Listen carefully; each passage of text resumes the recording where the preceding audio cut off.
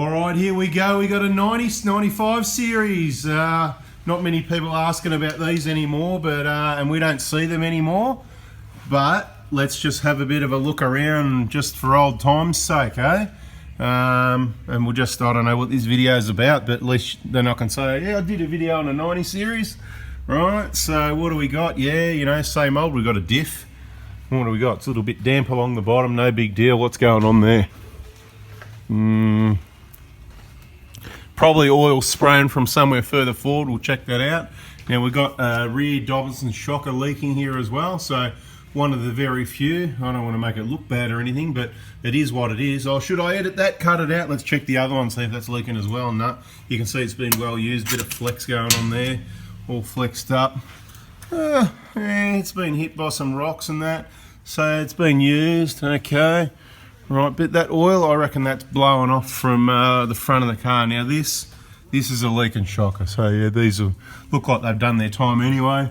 Brake pads, same deal guys, checking brake pads. These ones are a bit harder to get in and see. This is not a full check brake pad video. I suppose we're going to inspect a few things while we're here. Have a look at these bushes.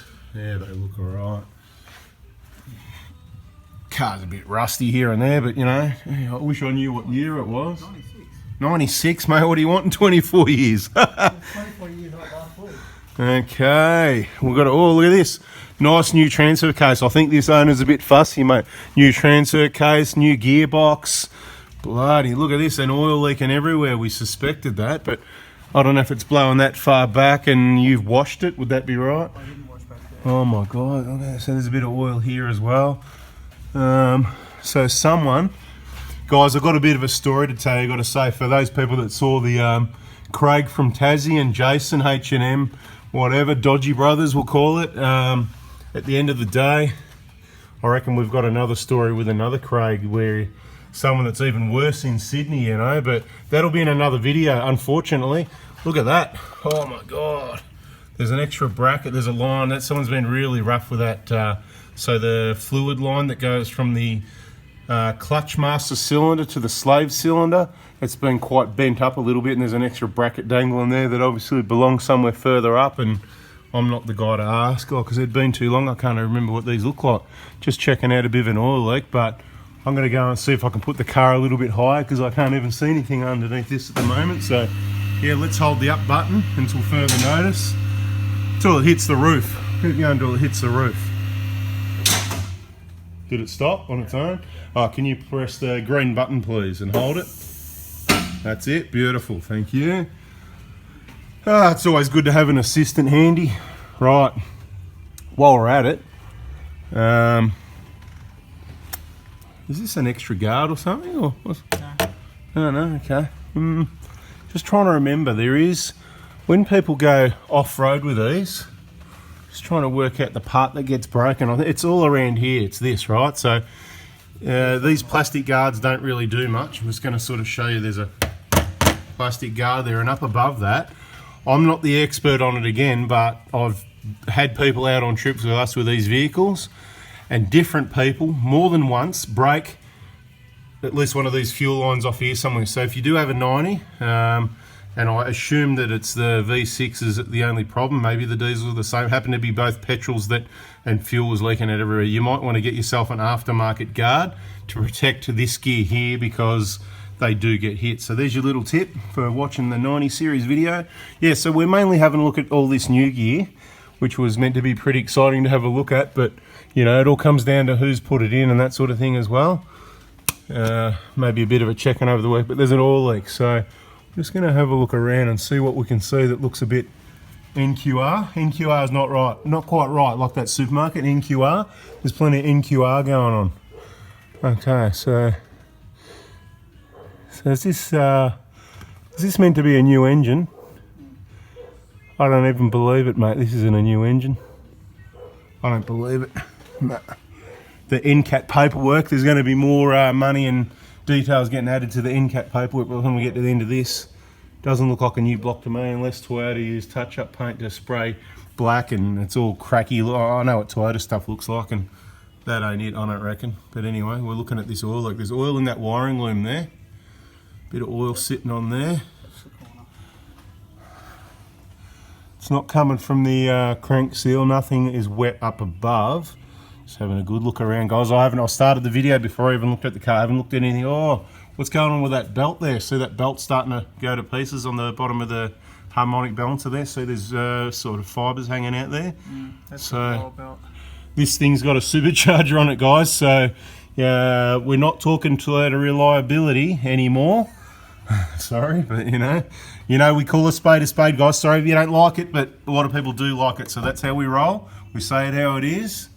And we're just looking for an oil leak at the moment. There's a lot of other stuff in the way. A little bit of oil in that loom. Yeah, certainly doesn't look too bad from this side. No oil down that side from what I can see. Nothing at the front, nothing underneath the cam seal. It's all hidden in behind that bloody adjuster there. That's the problem. So you kind of can't. Can't move that. That's all right. Well, looking at it now, I can see it leaking onto the diff here. So this video I might call how to find an oil leak. So this is kind of like what you do, but it's quite difficult at the moment because that wiring loom's in the way. Oh, dodgy brothers fitting this sump. So yeah. A bit of oil down around here as well, but I think it's all just blowing and running backwards. So I'm just going to come back here. So there's oil here on these lines as well. Is that coming from the rack or is that blowing off the sump? So you always got to start with the first oil leak first kind of thing, you know. What's going on up in there?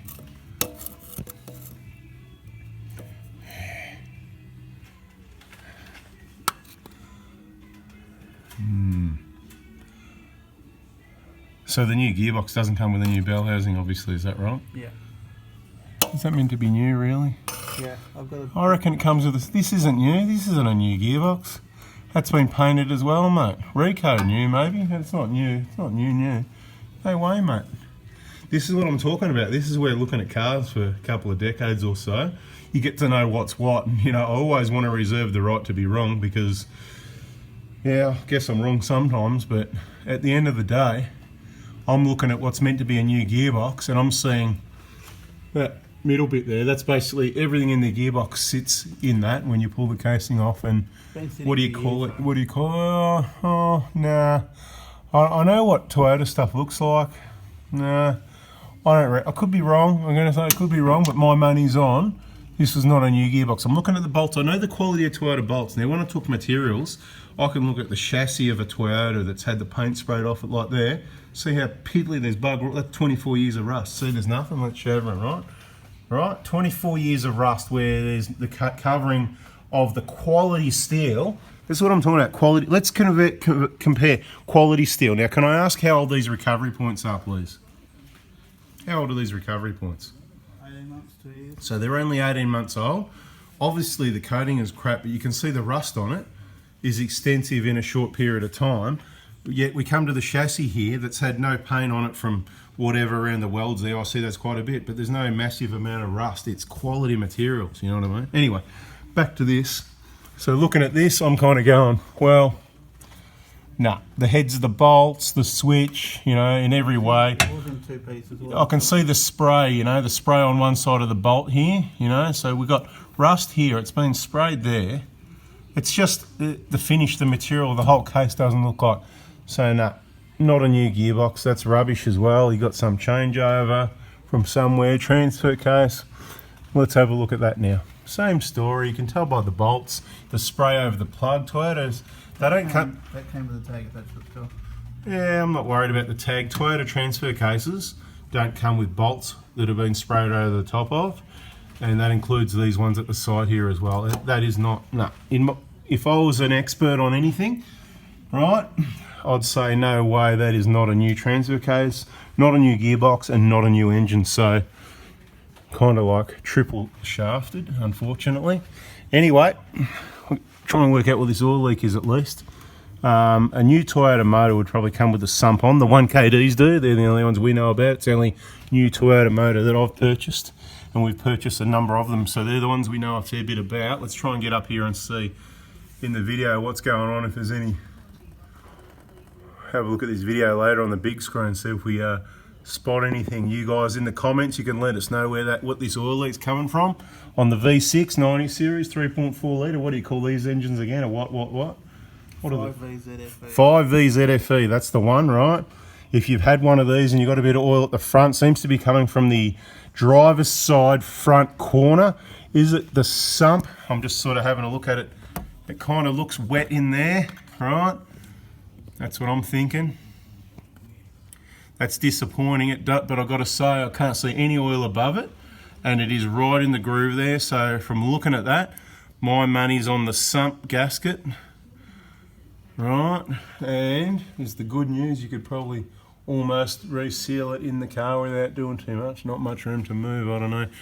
I'd say the best bet here for anyone watching the video is you may be able to give this all a clean up and run a nice, when it's clean, a nice clean bead of R2V along the outside of the seam. Anyway guys, we're out of here. Thanks for watching. I hope you got something out of it. If you did, please give us a thumbs up. There's your video on a 90 series. You got to have a look around, 24 years old, and watch who you go to purchase parts and get repairs done. Be very careful. Thanks guys, catch ya.